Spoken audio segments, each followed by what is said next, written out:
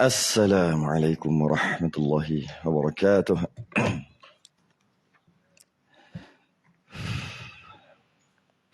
Innal hamdalillah nahmaduhu wa nasta'inuhu wa nastahdihi wa nastaghfiruh. Wa na'udzu billahi min shururi anfusina wa min sayyiati a'malina. Man yahdihillahu fala mudilla lahu wa man yudlil fala hadiya lahu. Ashhadu an la ilaha illallah wahdahu la syarika lahu. Asyhadu anna sayyidana Muhammadan 'abduhu wa rasuluh. Allahumma salli wa sallim wa barik ala sayyidina Muhammadin al-Fatihi lima ughliqa wal khatimi lima sabaqa nasiril haqqi bil haqq wal hadi ila siratikal mustaqim. Sallallahu alaihi wa ala alihi wa ashabihi haqqa qadrihi wa miqdarihi al-'azim. اللهم نور بالكتاب بصري وأتلق بلساني واشرح بصدري واستعمل به جسدي بحولك وقوتك فإنه لا حول ولا قوة إلا بك سبحانك لا علم لنا إلا ما علمتنا إنك أنت العليم الحكيم ولا حول ولا قوة إلا بالله العلي العظيم أما بعد. Alhamdulillah, kita rafa'kan kesyukuran. Terima kasih kepada Allah Ta'ala dapat kita meneruskan pengajian kita setelah berapa lama kak? Kat 3 minggu kak? Hampir-hampir lah 20 hari cuti. Jadi Alhamdulillah Allah bagi kesihatan. Masih lagi boleh, walaupun suara sikit lain lah, tapi boleh lagi. Yang mana yang mana sebelum ni 20 hari lepas kita khatam kitab Muniyatul Musalli. Khatam. Kalau kitab Jawi itu khatam dah. Tapi oleh kerana Syekh Daud, dia ada karang satu lagi kitab atau risalah yang sangat nipis. Lebih kurang 2 helai je. Kalau Jawi lah. Kalau Rumi banyak helai juga. Kalau Rumi ni yang dijadikan Rumi ni, rasanya ada dekat 20. Lebih kurang lah. Dekat 20 helai. 20 helai, 20 muka surat. Tapi kalau yang Jawi tak banyak. Yang Jawi cuma 2 helai saja. 2 helai sahaja. Oleh kerana 2 helai saja, maka tidak ada percetakan yang nak cetak. Walaupun telah dirumikan jadi 18 muka surat sekalipun, ada tak kitab 18 muka surat? Ada orang nak beli? Memanglah ada orang nak beli kalau jual. Nak jual berapa? RM10 mahal sangat. 18 muka surat. Bukan 18 helai, 18 muka surat. Mana 9 helai. Tambah depan, tambah belakang, tulis-tulis macam-macam. Tambah kulit apa semua. Jadilah 20 lebih. Nak jual apa? RM10. Yang ini RM10 punyalah tebal. Ini alhai macam ni je. Nak jual apa? Maka tak lakulah. Akhir sekali. Akhir sekali tak ada orang cetak. Yang Jawi lagi lah tak ada orang cetak. 2 helai. Yang Rumi pun tak ada cetak dah. Lama-lama ilmu ni semakin pupus. Ilmu ataupun risalah ni semakin pupus. Risalah Bahjah Al-Mardiyah. Nama risalah ni. Bila dia semakin pupus, orang tak belajar, tak mengaji lah. Maka atas inisiatif tak tahu siapa. Yang buat Rumi, yang merumikan ni. Tak tahu yang mana satu. Sama ada Ustazah Nuraini Abu. Ataupun sebelum-sebelum tu yang ramai kan yang Rumi kan. Dia selit di penghujung kitab Muniyatul Musalli. Dia letak kitab Bahjah Mardiyah. Lagi lebih kurang 18 muka surat lagi. Tapi dia bukan musalli. Dia bukan kitab musalli. Sebab alang-alang orang belajar bab solat, belajarlah belakang bab muafiq masbuk. Ni kita berkata muafiq masbuk. Maka kalau nak kira khatam, musalli dah khatam. Kita masuk kitab baru atau risalah baru, nama risalah Bahjah Mardiyah. Kalau kita tengok sikit muka surat 154 tu, cuba tengok. Tahun berapa tu? 1242. 1242. 1242 tahun 1242. 1242 ni bukan Masihi. Kalau Masihi maknanya berapa ratus tahun lepas, bukan. Syekh Daud lebih kurang 200 hingga 300 tahun. Jadi 1242 ni bermakna Qamariyah lah, Hijriyah. Jadi kalau sekarang 144 berapa dah? 6 ke 5? Tak ingat. 145 ke 146? 45, belum 46 lagi. Tahun 2023 ke 2024? 2023 ke 2024 kita ni? Yang tu ingat semua boleh sebut. Kata Islam, pakai kalender kafir. Saja nak kena tu. Lama lah. 20 hari dah tak kena orang sini. Kata Islam, pakai kalender kafir. Pakai kalender Islam lah. Ni bulan Zulkaidah ke, Zulhijjah ke, Muharram Safar ke apa ni? Sudah. Ini bulan apa? Bulan Januari, Februari ke bulan Disember ke? Semua pakat-pakat tahu. Disember. Jangan kita ni. Pakailah Islam tu, hijrah. Baru kita ingat. Bila kita sebut lah. Katalah kita sebut. Pada bulan Zulkaidah. Pada bulan Syaban. Katalah kita sebut gitu.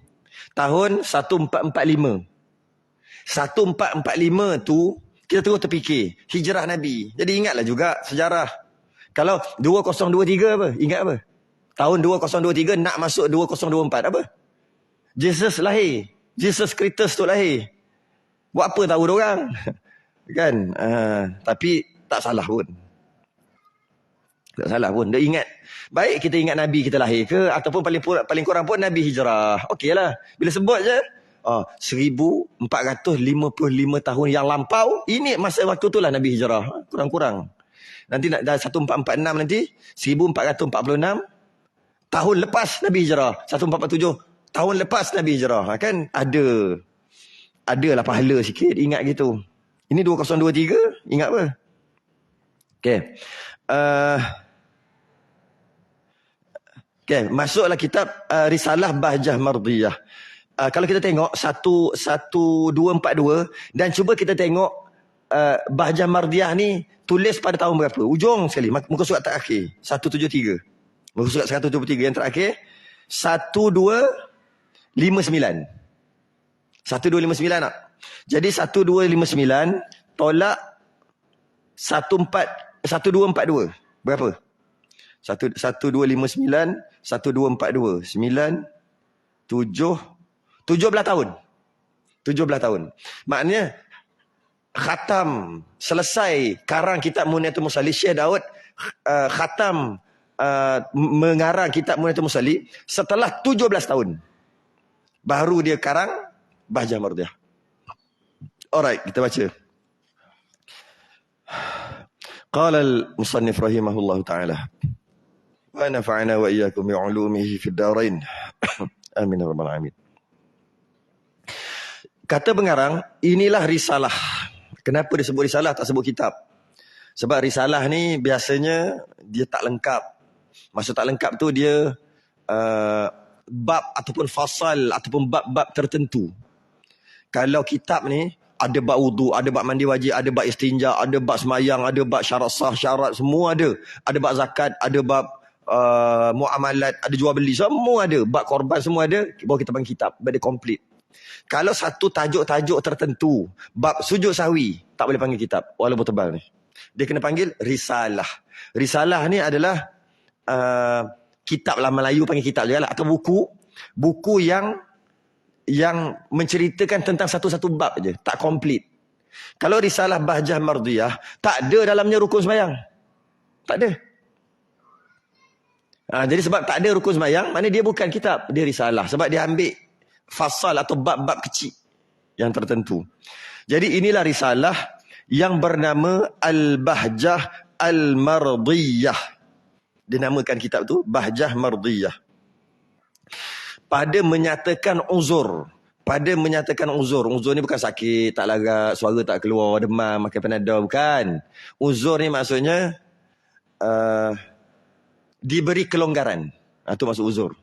Uzur Melayu sakit tak? Satu kalau perempuan, haid. Tu uzur, tu panggil uzur Melayu. Perempuan tu haid, uzur. Haid tu. Uzur juga, bukan maksud tu. Ataupun uzur, tak dapat datang masjid surau, uzur, sakit. Bukan juga maksud tu. Apa maksud uzur ni, uzur apa ni? Diberi kelonggaran. Itu maksud uzur. Pada menyatakan uzur yang diberi kelonggaran, menyalahi lawan. Menyalahi ni lawan. Lawan apa? Menyalahi lawan. Menyalahi maksudnya lawan. Tak ikut. Lawan lah. Makmum daripada imam. Makmum lawan imam. Imam kata Allahu Akbar. Dengan maksud pakat-pakat rukuk. Daripada berdiri kan. Allahu Akbar, apa maksud dia? Rukuk. Dia, aku tak nak, aku lawan. Boleh ke? Ada keadaan boleh. Diberi uzur, diberi kelonggaran untuk lawan. Sebab-sebab tertentu. Ada 8 sebab. Kadang-kadang tak boleh. Tak boleh lawan. Tapi boleh lawan tokek sikit. Lawan sikit. Imam kata, Allahu Akbar, rukuk. Dia tak nak, lawan. Imam kata, Sami Allah Mahamidah, berdiri. Dia lawan. 2 kali lawan dah. Imam kata, Allahu Akbar, untuk sujud. Dia lawan juga. Batal sembahyang. Ada juga. Dibenarkan lawan cuma 2 rukun. Ada juga dibenarkan lawan sehingga 3 rukun panjang. Tadi 2 rukun, ni 3 rukun panjang. Sehingga sujud yang kedua naik rakaat seterusnya. Masih lagi boleh lawan imam. Apa maksud lawan? Tak ikut. Boleh. Tapi dengan syarat uzur. Uzur tu apa? 8 perkara. Itu satu-satu tu. Panjang tu bab tu. Okay. Menyalahi makmum daripada imam. Makmum tak dibenarkan. Makmum boleh kalau tak ikut imam. Okay. Walaupun imam memberi arahan. Itu risalah ni membincangkan tentang perkara itu lah. Siapa yang karang? Karangan Tuan Syekh Daud bin Abdullah Al-Fatani. Syekh Daud Al-Fatani. Ghafarallahu lahu walil muslimina. Amin. Tu. Syekh Daud. Syekh Daud ni apa? Orang Nusantara lah. Orang Tanah Melayu lah dulu. Sebab ketika dia karang ni, sebelum tahun 1924. Dia karang ni, sebelum tahun 18... dia karang ni pada tahun 18 lebih. 1880 ke 1890 ke lebih kurang gitulah. Jadi waktu tu kita ni masih lagi tanah Melayu. Termasuk juga Fatani. Termasuk juga semualah. Kita tanah Melayu Nusantara ni besar. Waktu tu belum dibahagi-bahagikan lagi. Belum dipecah-pecahkan lagi pada tahun 1924. Baru dipecah-pecahkan. Arab waktu tu ada, bukan Arab lah. Timur Tengah waktu tu ada lagi khalifah yang terakhir. Syarif Hussein. Itu khalifah Islam yang terakhir. Walaupun dia agak lemah, tapi ada. Ada. Masih lagi Aceh bagi ufti kat dia. Ada lagi. Sehingga dihancurkan oleh geng-geng Saud. Yang Arab Saudi tu. Berpakat dengan Kamal Atatürk untuk jatuhkan Turki Uthmaniyah 1924. Maka dibahagi-bahagikan negara umat Islam yang tanah Melayu Nusantara tadi kepada negara-negara. Maka oleh kerana Bangkok ataupun Thailand lah kita kata sekarang ni, pandai kau tim, musuh nak lalu negara aku boleh. Tapi jangan serang aku. Sebab kau nak pergi tanah Melayu kan? Lalu aku bagi laluan, bagi lalu. Maka antara negara yang tak pernah kena jajah, Thailand, pandai. Orang kena dia punya pasal. Aku tak boleh. Aku jangan kacau. Tapi kau nak apa? Aku bagi. Bagi lalu kat tu. Akhir sekali kerana baiknya, dia dengan perjanjian-perjanjian, entah apa-apa perjanjian, lupa dah. Perjanjian Perancis lah, apalah, Belfort lah, apa nama perjanjian-perjanjian ni. Akhir sekali, dapatlah pula Fatani. Sedangkan Fatani tu tanah Melayu. Sebab tu dia cakap Melayu. Cuma logat Kelantan lah. Kenapa? Dia tak cakap Thailand asal lah, yang asal. Tak cakap Siam. Sebab tu yang Tom Yam tu semua orang Melayu, bukan orang Siam. Jom makan Tom Yam, kena orang Siam. Bukan orang Melayu. Dia kata orang Siam sebab Thailand. Sebab tu sampai sekarang bergolak. Sampai sekarang. Sebab itu sebenarnya bukan dia punya, diberi. Diberi kerana adalah perjanjian-perjanjian. Dia pandai cakap. Pandai kau tim lah.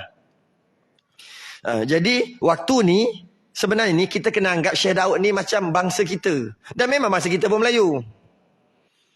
Waktu tu, sebab belum 1924 lagi. Setelah dipecahkan, Saud dapatlah Mekah Madinah. Yang dipanggil Arab Saudi. Dibagilah Jeddah dekat keturunan raja asal. Bagi. Alahai besar dia bagi. Kecil je lah dia bagi kawasan tu. Tak baloi. Kena tipu jugalah. Dan diperkotak-katik kan. Dia pakat-pakat bahagi. Belanda dia bagi Indonesia. Belanda Indonesia. Malaysia dapat bekas British. Bagi-bagi je lah. Ya, Filipin tak apalah. Dia pakat-pakat bagi. Apa? Filipin apa? Holland. Apa? Spanyol lah. Spanyol. Dia bagi pakat-pakat. Diperkotak-katik kan. Dan bila dia serang satu-satu negara yang telah disempadan tahun 1924. Bila dia serang, negara lain jangan sibuk.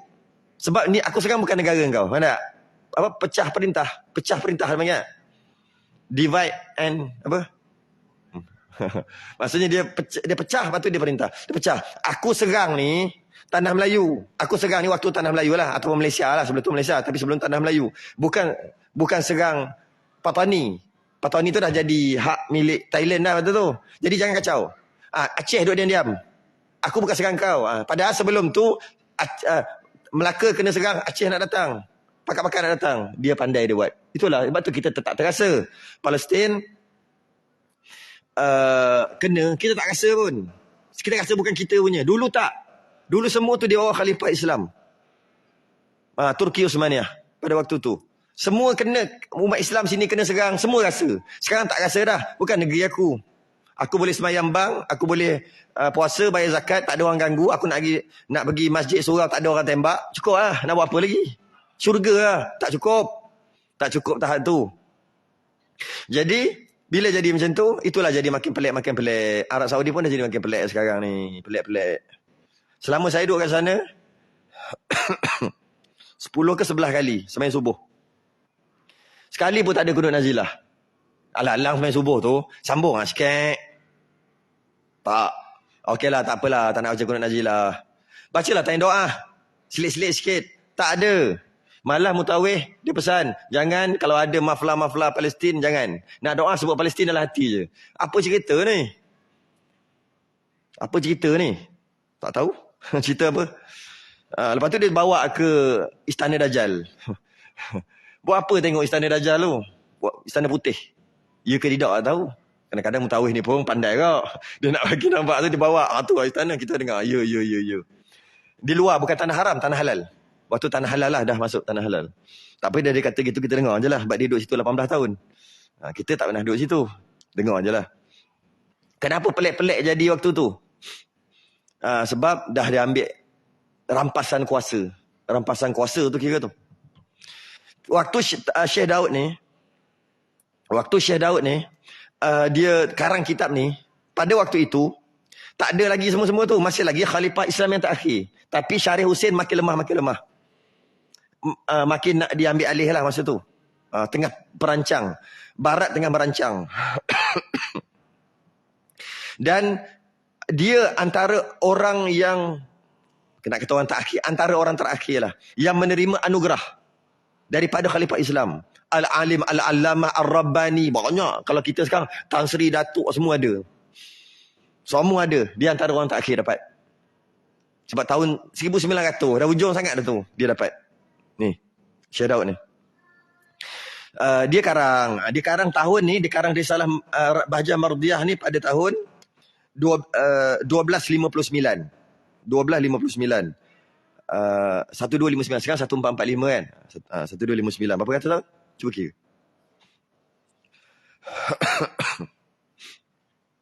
Satu dua empat dua itu Murtaza Musali. 1259. 1445.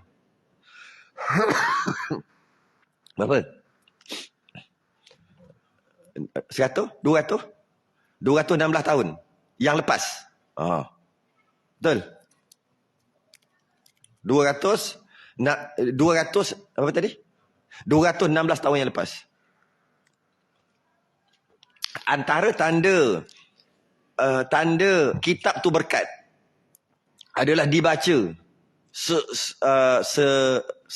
setiap zaman. Antara Quran, kenapa dibaca sampai sekarang? Quran adalah kitab yang paling berkat. Ada kitab-kitab pengarang dia tak mati lagi, orang tak baca dah. Pengarang dia tak mati lagi, orang tak baca dah. Ini dah 216 tahun lepas. Meninggal lama dah pengarang dia. Orang baca sampai sekarang.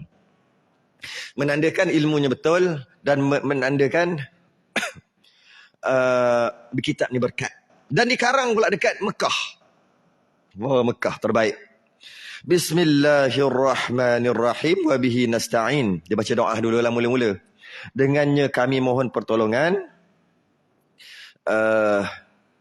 Alhamdulillahilladzi awdaha lana umural ma'murati. Segala puji bagi Allah, Tuhan yang menyatakan bagi kita segala pekerjaan yang disuruh. Wa bayyana lana umural manhiyati. dan menyatakan bagi kita segala perkara yang ditegahnya. Ni mukadimah biasalah. Nak mula kita kan mukadimah dulu. Wa rafa'anna ana al mushkilati, dan diangkat daripada kita daripada segala perkara muskilat. Muskilat ni yang muskil lah, yang susah nak faham.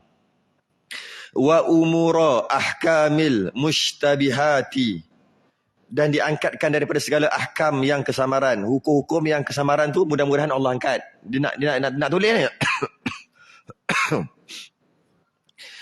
Wassalatu wassalamu ala man atana bil bayyinati, dan rahmat Allah dan salam atas penghulu kita yang mendatangkan akan dia dengan kenyataan. Nabi yang ajar benda ni. Wa ala alihi wa sahbihi ashabil karamati, dan atas segala keluarganya dan segala sahabatnya yang mempunyai karamat.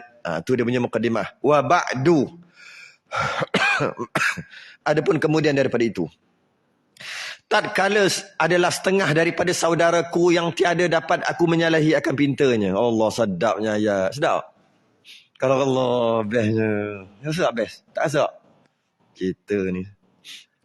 Adapun kemudian daripada itu. Ini biasalah. Wa ba'du. Tak nak baca pun tak apalah.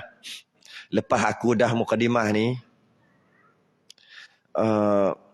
tatkala adalah setengah daripada saudaraku yang tiada dapat aku menyalahi akan pintanya. Terasa balik 300 tahun lepas. Apa maksudnya? Tatkala satu ketika, satu keadaan, satu waktu, setengah daripada saudaraku, kawan-kawan aku, tak semualah, setengah lah, beberapa orang, yang tiada dapat aku menyalahi akan pintanya. Aku tak dapat nak tolak apa yang dia minta. Best. Ayat ni memang, dia ada seni tau kitab Turath ni. Kalau orang, kita belajar kali pertama, kitab Turath, kita nak mafhum dia panggil. Kita nak maksud je. Nak ambil hukum je. Tapi kalau kita belajar kali kedua, hukum kita dah tahu dah. Kita nak pula seni dia tu. Oh, itu best tau. Sebab tu kena belajar kurang-kurang 3 kali. Yang kali pertama, untuk ambil hukum aja. Yang kedua, untuk tengok sebiji-sebiji ayat-ayat dia tu. Yang ketiga, untuk tahqiq, untuk mantap habis. Mantap. Apa-apa kitab 3 kali khatam. Terbaik. Okay? Bahawa pinta apa yang tak dapat nak menyalahi ni. Orang minta kat aku, kawan-kawan. Tapi aku tak tergamak nak tolak. Minta apa? Bahawa menuntut terjemahkan beberapa masail. Dia orang nak aku terjemahkan beberapa masail. Masail ni jamak daripada masalah. Masalatun tu satu. Masail ni banyak masalah. Yang diuzurkan, yang diberi kelonggaran. Masalah-masalah yang diberi kelonggaran, ketinggalan makmum, makmum tak ikut imam, ketinggalan makmum, imam meninggalkan makmum. Boleh juga.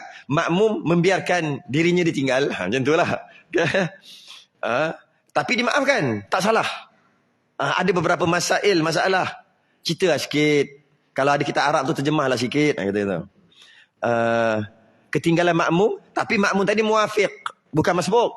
Sebab kalau masbuk, memang takbir-takbir terus rukuk. Satu lagi masbuk, kalau berhutang 1 rakaat, imam salam tambah rakaat. Itu kami tak tahu, tak perlu sangat. Kami faham dah. Sampai-sampai imam dah rukuk. Allahu Akbar turun rukuk. Itu masbuk juga. Ya?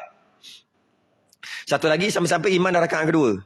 Sembayang je ikut imam, nanti lepas salam tambah 1. Itu masbuk juga orang panggil. Itu cakap sekali lalu pun tak apalah. Kami faham. Kami nak yang satu lagi. Yang ini yang jarang dibincangkan ni. Ramai orang salah faham masalah ni. Masalah yang imam dah rukuk, terus rukuk, tak baca Fatihah, imam tanggung, itu tak ada masalah lah. Semua kita faham. Ketika masuk lambat, rakaat ketiga baru masuk, ikut je imam salam, tambah 2 rakaat lagi. Itu semua. Orang dah tahu. Itu masbuk juga dia panggil. Itu tak ada masalah, tak ada salah faham. Yang ini salah faham. Sebab takkanlah kawan-kawan Syekh Daud tak tahu masalah ni. Masalah mana ni? Masalah yang ketiga ni. Masbuk yang jarang dibincangkan. Ramai orang salah faham masbuk. Ni lah kat dia. Dia nak minta. Diuzurkan, dilonggarkan, diberi kelonggaran. Makmum yang muafiq. Makmum tadi muafiq. Apa maksud muafiq? Lawan pada masbuk. Nanti kita takrif satu-satu. Dengan imamnya, makmum muafiq, dia muafiq. Mudah kata imam takbir, dia takbir. Muafiq ya? Imam takbir, Allahu Akbar, dia Allahu Akbar. Dia takkan tiba-tiba masbuk pula. Dia muafiq ya? Tiba-tiba imam rukuk, dia ada masalah tertentu. Dia tak boleh rukuk. Apakah masalah tertentu yang dia tak boleh rukuk tu? Dia kena settle masalah ni. Dan berapa lama, berapa jauh imam boleh tinggal dia kalau tidak batal? Berapa jauh? Ni cerita ni. Dia ada masalah tertentu. Apa masalah tertentu? Mungkin Fatihah dia tergagap-gagap ke? Mungkin dia berangan. Dengan imam baca sedap sangat. Tak sempat baca. Imam rukuk dah. Sudah. Fatihah macam ni. Padahal imam takbir, dia takbir. Imam pun rukuk, dia tak baca Fatihah lagi. Benda-benda macam ni lah. Ada masalah tertentu. Sekarang ni, dia ada masalah. Mungkin juga dia bergerak lambat. Rakaat kedua contoh. Bila imam sujud rakaat pertama tu, imam bangun. Dia pun imam baca Fatihah laju sikit, imam baca qul huwallahu ahad. Dia bangun, tak sempat baca Fatihah habis. Sebab dia lambat gerak. Kena pegang dinding lah, kena apalah. Tak sempat. Bila tak sempat baca Fatihah habis, adakah dia rukuk je? Sebab dia tak sempat habis. Perkara-perkara macam ni dibincangkan. Itu bukan jawapan tu, bukan. Itu cuma nak bagi tahu itu yang akan dibincangkan nanti, 8 perkara. Makmum muafiq dengan imamnya yang tiada diuzurkan. Dan yang tiada diuzurkan. Yang diuzurkan, dibenarkan makmum ni tak ikut imam. Kadang-kadang 2 rukun, dibenarkan tinggal. Kadang-kadang 3 rukun panjang. 3 rukun panjang, maksimum dia 5 rukun lah. Ataupun makmum yang tak diuzurkan. Tak boleh. Mesti kena ikut imam. Apa jadi pun mesti kena ikut. Boleh jadi juga. Apa masalah tu? Maka fakir imtisalkan. Imtisal ni misal lah, contohkan. Maka fakir, kenapa dia kata fakir? Tok fakir. Fakir-fakir ni ada 2 maksud. Satu, tak ada duit, tak ada harta. Yang kedua, tak ada ilmu. Fakir juga. Lepas tu orang pondok, dia panggil tok fakir. Yang pertama, dia tak ada duit, sebab tak kerja. Yang kedua, tak ada ilmu. Mengaji 10 tahun, panggil tok fakir lagi. Malah, dah jadi tok guru. Panggil tok fakir lagi. Nampak naik velfire. Kalau macam tu, maksudnya tok fakir dari sudut ilmu. Takkanlah jadi tok guru dah, masih lagi fakir, masih lagi miskin. Orang yang belajar baru dia tahu. Kata Sayyidina Umar, orang belajar terbagi pada 3. Yang pertama, 10 tahun pertama, dia belajar. Dia je betul, orang lain semua salah. 10 tahun pertama. 10 tahun yang kedua, 11 sampai 20 tahun, dia sambung lagi belajar.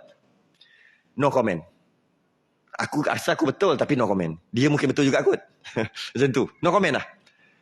10 tahun yang ketiga, 21 sampai 30 tahun belajar. Semua orang betul, aku yang salah. Aku yang tak ada ilmu. Kata Sayyidina Umar. Jadi geng-geng yang duk menyalah-nyalahkan ni kan. Dia cakap kat mufti apa?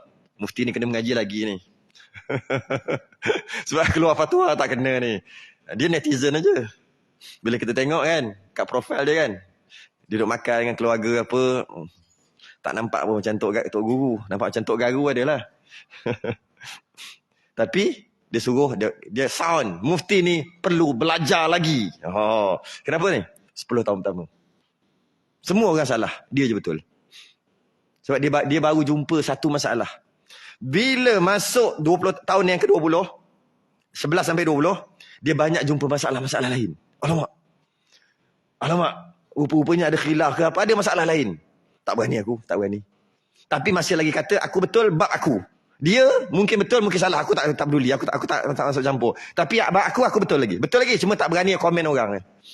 Yang 10 tahun pertama ni, dia kata dia betul dan dia berani komen orang. Tak kira orang tu siapa.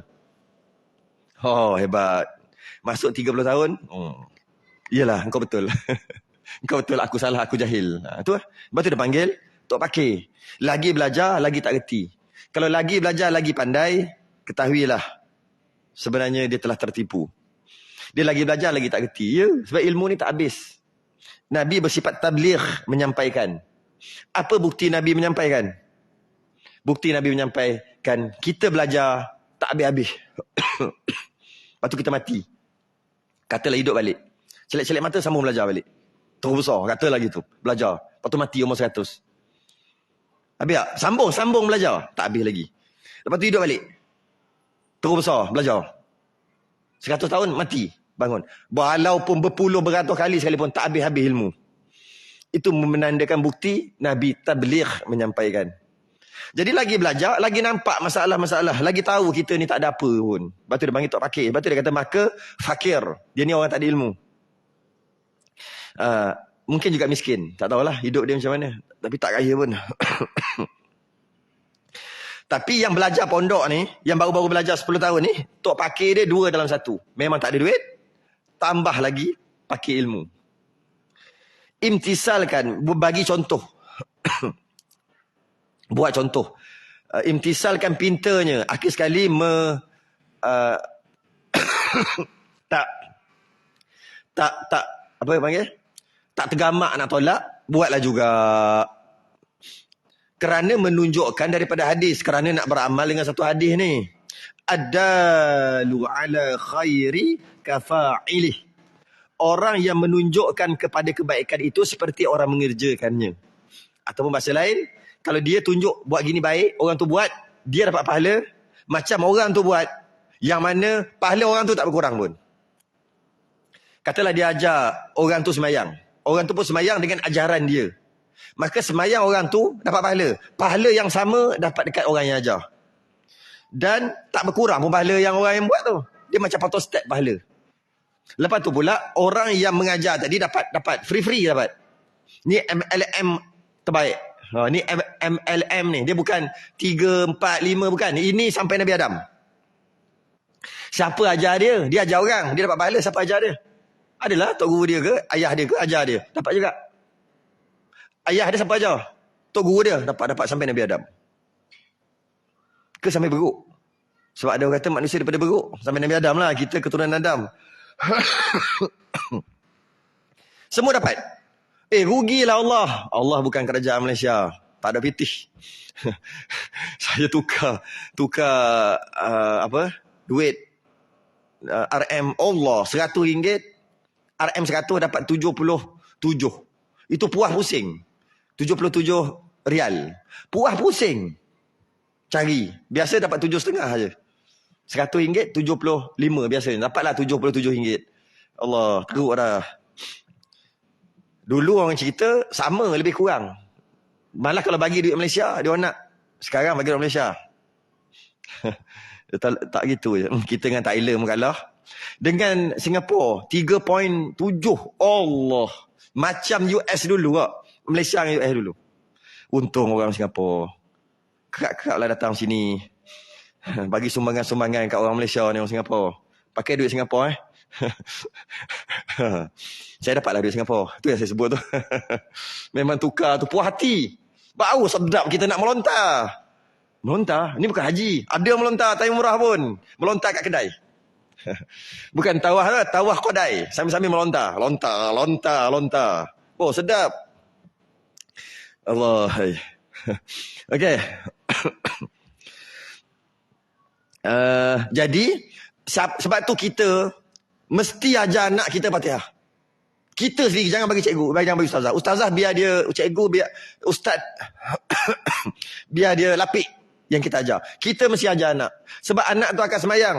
Kita ajar dia, kita dapat sebiji apa yang dia baca Fatihah tu. Semayang yang dia akan buat setiap hari. Kita kena ajar. Jangan bagi kat ustaz. Jangan gisap kat ustaz. Untung ustaz tu peri-peri. Padahal tu anak kita. Kita lah ajar yang benda-benda yang memang dia akan buat tu. Kalau bab-bab yang besar-besar kan, tak apalah. Kita pun tak reti nak ajar. Bab-bab kecil ni. Bab yang mesti dia buat. Dia makan sehari 3 kali. Ajar dia nak makan tu bismillah. Lain kali dia baca bismillah, semua dapat gitu. Addalu ala khairi kafa'ili. Kita ajar orang buat, kita dapat pahala. Kita dapat pahala macam orang tu dapat. Dan tak mengurang pun orang tu punya pahala. Bukan kita aja. Siapa yang ajar kita sampai Nabi Adam. Kerajaan Allah Ghaniyun Hamid. Allah Maha Kaya.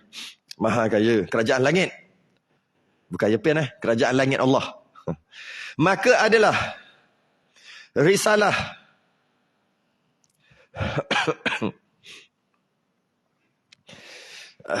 maka adalah risalah yang terlebih elok aturannya. Lagi terlebih nyata bagi maksudnya. Maka aku pun carilah kitab-kitab. Sebab kawan suruh tulis sikit, terjemah-cemah sikit kita Arab ke apa kan. Nak cerita tentang Muwafiq Masbuk ni. Dia pun cari. Maka dia jumpa. Terlebih nyata maksudnya. Senang faham. lagi singkat bicaranya, straight to the point. Iaitu syarah bagi manzumah. Syarah tu syarah lah, syarahan. Syarahan bagi manzum nazam. Nazam ni macam syair. Orang dulu, selain daripada dia tulis kitab, kadang-kadang cara belajar dengan syair. Baca syair tu senang hafal. Jadi ingatlah, dia ada dua cara belajar. Satu dengan kitab, tulis kitab satu lagi dengan syair. Dia baca. Manzumah maksudnya dalam bentuk syair. Siapa ni? Al-alim, al-allamah, al-muhaqqiq. Oh, hebat. Alim lagi, allamah lagi. Al-muhaqqiq lagi. Ini semua pangkat-pangkat dalam agama. Alim tu orang alim lah. Allamah ni lagi alim pada alim. Muhaqqiq, yang mentahqiq. Banyak-banyak pendapat, dia mampu untuk pilih kata yang ini. Yang mentahqiq, memang tahqiq sungguh. Iaitu Syekh Azizi. Syekh Azizi yang tulis. Yang terkandung, Syekh Azizi ni tulis lama dah. Syekh Azizi ni dia tulis lama dah. Kemudian bahasa Arab yang cantik lah, memang cantik Syekh Azizi ni tulis. Yang mana yang terkandung bicara yang tersebut itu yang tertulis Syekh Azizi punya syair tadi tu dalam kitab Syekh Azizi lah. Bicara yang tersebut itu bagi al-alim al-allamah Syekh Muhammad Saleh bin Syekh Ibrahim Rais rahimahullah ta'ala. Dan al-alim al-allamah Syekh Muhammad Saleh, dia ambil Syekh Azizi punya syair, dia letak dalam kitab dia, lepas tu dia terang, dia syarah, buat syarahan. Jadi maknanya Syekh Azizi ni lama gila lah. Syekh Saleh ni ada zaman Syekh Daud. Siapakah dia Syekh Saleh? Siapa dia Syekh Saleh? Syekh Muhammad Saleh bin Syekh Ibrahim Rais ni, dia adalah mufti mazhab Syafi'i kat Mekah, guru kepada Syekh Daud. Jadi guru dia ke yang tulis syair? Bukan Syekh Azizi, lama dah. Guru dia ambil syair tadi, masuk dalam kitab dia dan syarah, buat syarahan. Syekh Muhammad Saleh tadi, mufti Mekah, dia mengarang satu kitab bernama Syarah Manzumah Al-Azizi. Syarah kepada Syekh Azizi punya kitab. Jadi yang karang syarah tu adalah Tok Guru Syekh Daud. Tapi bukan Tok Guru Syekh Daud yang buat syair tu, tidak. Dia cuma mensyarahkan aja. Memang menjadi kebiasaan lah waktu tu. Para ulama' pada waktu tu, kalau dia nak tulis dia akan tulis dalam bentuk syair. Kalau rajin lah. Kalau rajin, boleh belajar kitab Matan Zubat Ibn Ruslan. Semuanya pendek. Dia punya kitab dia. Wa kullu man bi ghairi ilmin ya'malu a'maluhu mardudatun la tuqbalu. Dia ada cara lah baca dia bagi apal. Hebatnya kitab yang ditulis dalam bentuk syair ni, dia mudah ingat. Dan kalau kita baca, kita boleh faham terus. Kalau kena ada syarah dia jugalah. Kalau ada peluang, belajarlah kitab dia. Sebab dia fardhu ain, cuma bahasa Arab aja. Jadi guru tu lah yang kena terjemahkan dan syarahkan. Matan Zubat Ibn Ruslan ni, hebat kitab dia. Dia tulis masa dia belayar. Dia belayar duduk atas kapal. Kalau belayar kan lama bulan-bulan tulis. Untuk dia bagikan anak murid dia lah, Tok Guru besar. Tiba-tiba terlintas dekat hati dia, aku ni ikhlas ke tak buat kitab ni, tulis kitab ni. Dalam bentuk syair tadi. Kalau tak ikhlas macam mana lah. Dia pun macam mana tau. Dia ikat batu, dia ikat dengan tali. Kitab dia tadi yang ditulis tu, ikat batu. Dia baling ke dalam laut tu. Dia duduk dalam kapal lah, dalam bahtera. Dia kata, kalau lah aku karang ni lillahi ta'ala kerana Allah, pasti Allah akan selamatkan. Orang dulu boleh buat gitu. Orang sekarang ada. Baling-baling, plop, tenggelam terus kat situ. Mana taknya. Masa belajar, ambil ilmu pun, ambil pinjaman riba. Awal-awal lagi dah out. Itu kita sekarang lah. Jadi, sehinggalah dihanyutkan. Sehingga ke tepi pantai, ada seorang nelayan, dia balik-balik daripada tangkap ikan, dia tengok, apa benda ni? Kitab ni. Dia tak reti sangat. Apa benda baca ni? Buat pergi dekat Tuan Qadi lah. Orang alim lah kat situ. Dia baca, wuish, mantap ni. Dia pun bawa pergi ke penguasa. Dan penguasa kata, kita boleh hajar kitab. Maka sampai sekarang, Matan Zubat Ibn Ruslan. Itu cerita panjang, saya pendekkan je. Orang dulu tulis kitab. Sebab tu sampai sekarang dibaca. Boleh cari, boleh google lah. Kisah Matan Zubat Ibn Ruslan. Boleh google lah. Benda ni tak apa, sejarah-sejarah boleh je google. Hukum-hukum jangan google bah. Jangan. Ni sejarah boleh je lah. Google tengok. Macam mana cerita panjang Matan Zubat Ibn Ruslan ni. Macam mana cerita dia. Dalam bentuk syair. Bila memerlukan je, hukum-hukum tu dia baca syair tu. Kalau budak-budak sekarang kan dia berbentuk dalam sikatan.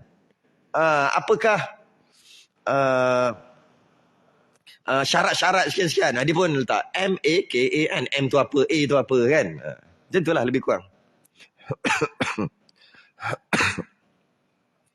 Maka fakir ilallah ta'ala. Hendak terjemahkan daripadanya dengan bahasa Melayu. Sebab kawan-kawan suruh ni, supaya manfaat bagi orang yang tiada tahu bahasa Arab. Dan jika dapatlah manfaat, dan jika adalah hamba tiada ahlinya. Aku ni bukan ahli. Belajar 30 tahun kat Mekah. 5 tahun kat Madinah. Bukan ahli lagi. Cerita Masbuk Muafiq je pun. Ini baru 4 tahun belajar. Habis semua orang salah.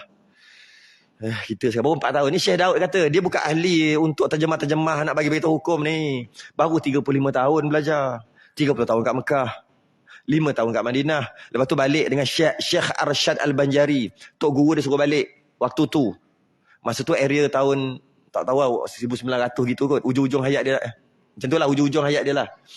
Balik. Lepas tu perang dengan penjajah. Yang nak ambil Fatani, nak ambil tanah Melayu sekali lah. Berundur.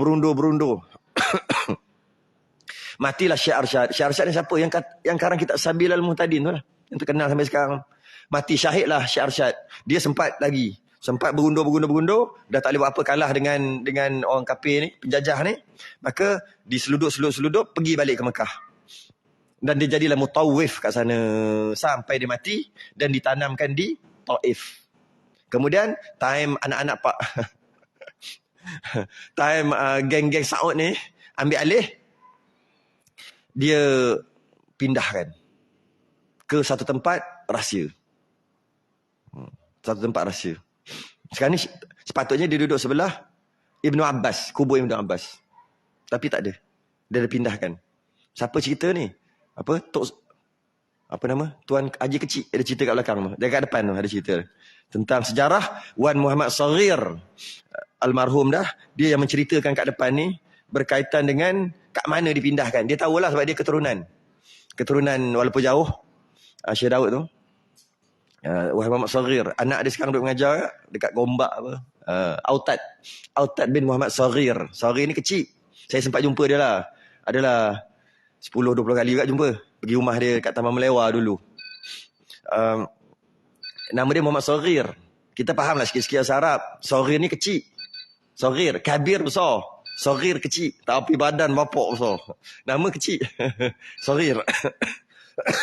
Dia pengkaji ulama Nusantara. Yang tak ada ganti lah. Dia lah cerita. Dia pindahkan ke mana. Dan dia dapat tahu daripada mak dia. Mak dia dapat tahu daripada ayah dia. Maknanya Toki dia. Dipindahkan ada satu tempat. Daripada Taif tu. Itulah. Dan sekarang ni tak ada. Sebab apa? Sebab Saud. Dia tak suka. Dia kata kurapat lah. Macam tu lah. Macam saya pergi di Jabal Rahmah. Masa pergi Jabal Rahmah tu. Jabal Rahmah ni dikatakan. Nabi Adam jumpa dengan Siti Hawa kat situ. Dikatakan. Pakar-pakar. Dulu dia tak buat sangat. Maksudnya berbatu-batu gitu. Sekarang tempat parking dia bapak luas. Parking bas. Tapi ada satu pondok. Pondok tu dia pasang speaker. Semua bahasa ada. Bahasa India ada. Bahasa Melayu pun ada. Bahasa Arab pun ada. Kita tunggu bila nak bahasa Melayu ni kan. Sampai bahasa Melayu. Kita dengar. Rupa-rupa dia cakap apa? Sesungguhnya Jabal Rahman ni tak ada apa-apa kelebihan. Ada orang. Kita sebagai tanda sejarah je. Memanglah ada orang buat kurapat kat situ, minta jodoh.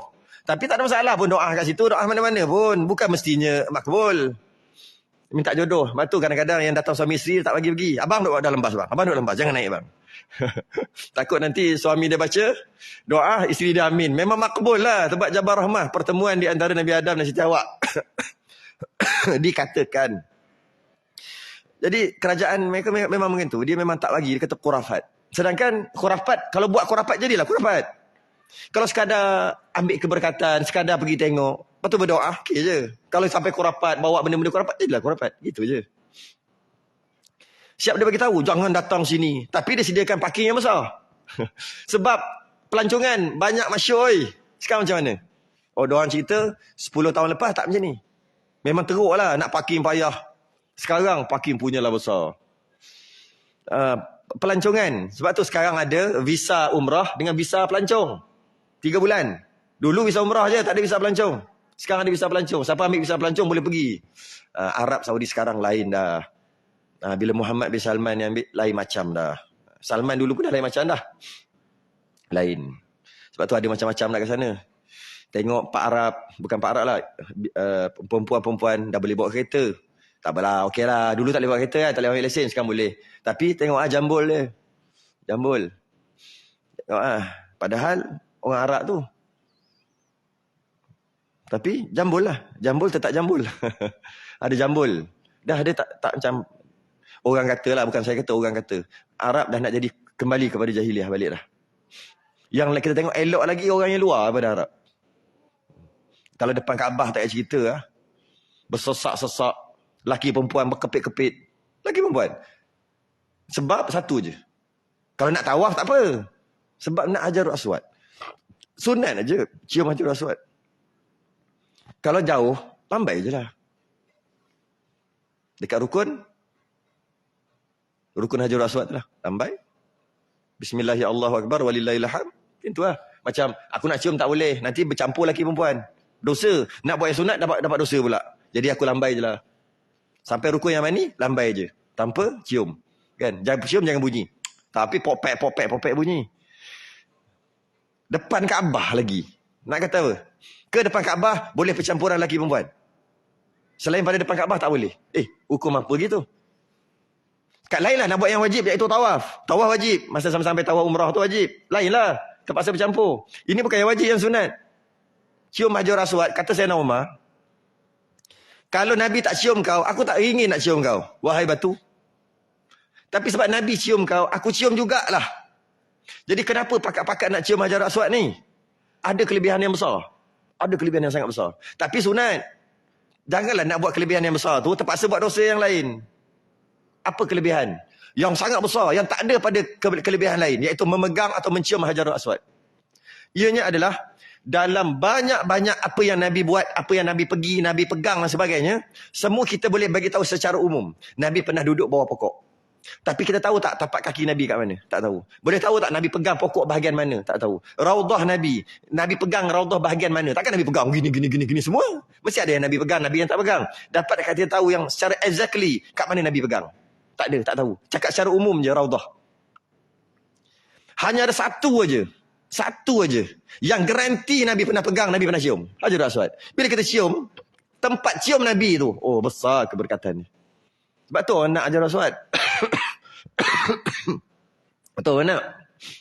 Besar kelebihan. Sebab kita dapat touch, sentuh, cium tempat yang Nabi 1400 tahun lepas. Hoi, tak adalah benda lain yang begitu. Yang yang tak ditolak oleh semua ulama. Sedangkan kalau kata rambut ke apa sebagainya, ada juga yang tak setuju kan. Ya kedok rambut tu. Macam tu ada orang setuju kan. Rambut tu memang Nabi pegang lah rambut dia. Pun ada keberkatan juga. Tapi masih lagi dipertikaikan setengah pihak.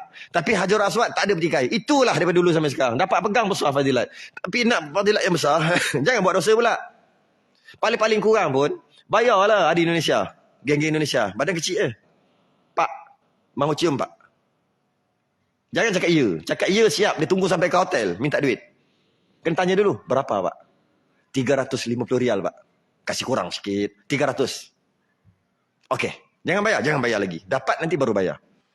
Dia datang 3-4 orang, 5-6 orang. Dia buat ni. Apa benda? 1, 2, 3. Masuk pak. Dapat cium. Bayar. Tak adalah buat dosa sangat. Tak ada masalah berupah situ. Daripada nak juga, bayar apa diorang. Nak juga. Ni perempuan ni. Tak kira ada yang tercabut kain ihram. Dia keluar-keluar, dapat sentuh aja. Dia keluar-keluar. Kain ihram dia tak ada. Mana kain ihram aku? Saya nampak pusat dia nampak. Padahal ketika tawaf kena tutup aurat dah ada wuduk. Bak wuduk tu mungkin kan mazhab lain lah kan. Tak batal bersentuh kan. Hilang. Dia pun nampak sikit. Dia tarik. Tak boleh. Tak boleh tarik. Ketat. Padahal tarik kain ihram je. Tempat terlalu kepit. Dia tarik macam tu. Tergabur habis. Hilang. Nak buat yang sunat, terpaksa buat yang dosa. Berdosa. Gitu lah. Itu yang berlaku. Jadi, itulah yang berlaku sekarang ni lah. Jadi tengok kat sana. Aduh, hai. Nak cakap lebih-lebih tak boleh juga. Tu yang berlaku sikit lah cerita. Baru-baru balik baru 2-3 hari. Panas-panas lagi. Panas pun sejuk. Biasa surau ni, aircon ni tak sejuk mana pun. Nak cakap sungguh-sungguh. Tapi hari ni sejuk apa? Bawa servis. Ke sebab hujan? Oh, ke sebab demam? Memang tak berapa segar kan ni. Okey, dah boleh stop dah. Kat mana kita nak stop? Okay. Berpegang fakir kepada Allah yang Maha Mulia. Bahawa diberi taufik bagi sawab. Diberi taufik, diberi jalan bagi sawab. Sawab tu apa sawab? Kita biasa sebut kan? Wallahu alam bis sawab. Hanya Allah yang mampu menjawab. Sawab tu apa? Sawab tu betul. Jadi wallahu alam bis sawab. Hanya Allah, wallah hanya Allah. A'lam tahulah. A'lam kan ilmu kan tahu. Hanya Allah tahu bis sawab yang betul. Tu maksud wallahu alam bis sawab. Hanya Allah je tahu yang betul. Jadi sawab-sawab tu betul. Diberi taufik, diberi jalan. Yang aku nak tulis ni tak tulis lagi. Betul mudah-mudahan. Wa ma taufiqi illa billahil aliyil azim. Tiada apa-apa petunjuk kepadaku kecuali daripada Allah yang Maha Tinggi lagi Maha Besar. Tak ada apa yang aku boleh berbuat kalau Allah tak bagi petunjuk. Allah bagi, mudah-mudahan Allah bagi petunjuk nak karang kitab. Alahai, 2 line je, 4 muka surat je pun. Minta juga, minta. Kita berhenti kat sini. Dan aku namakan terjemahan ini, terjemahan Al-Bahjah Al-Mardiyah fi uzrin takhallufil ma'mumi anil imami thalathata arkanin tawilah. Aku namakan kitab ni, risalah ni Bahjah Mardiyah dengan maksud kecantikan yang disukai. Mardiyah ni suka, redha, suka. Bahjah ni cantik. Kecantikan yang disukai pada memaafkan. Makmum menyalahi imam, makmum kena tinggal dengan imam, tapi dimaafkan dengan 3 rukun panjang. Sampai imam sujud yang kedua, makmum masih lagi berdiri, tak ada masalah, tak batal. Kerana apa dia tak rukuk-rukuk ni? Kerana ada masalah. Masalah ni yang 8 tu. Dan telah berkata Syahib Al-Manzumah. Saya nak baca je lah. Habis kita berhenti kat situ. Dan telah berkata Syahib Al-Manzumah. Berhenti kat situ. Dan telah berkata Syahib Al-Manzumah Syekh Azizi radhiyallahu anhu. Apa dia kata? Saya nak baca sekaligus je. In syi'ta dhabta alladhi syar'an udhir hatta lahu 3 arkanir tufir wadhif muwafiqan sunnatal adal wa man lisaktati intidharuhu hasal. Dia kena buat nyanyi, saya tak erti nyanyi. Man nama fi tashahudin aw ikhtalat alaihi takbirul imami man tabat. Kadzal ladzi yukammilu at-tashahuda ba'da imami qama minhu qasida.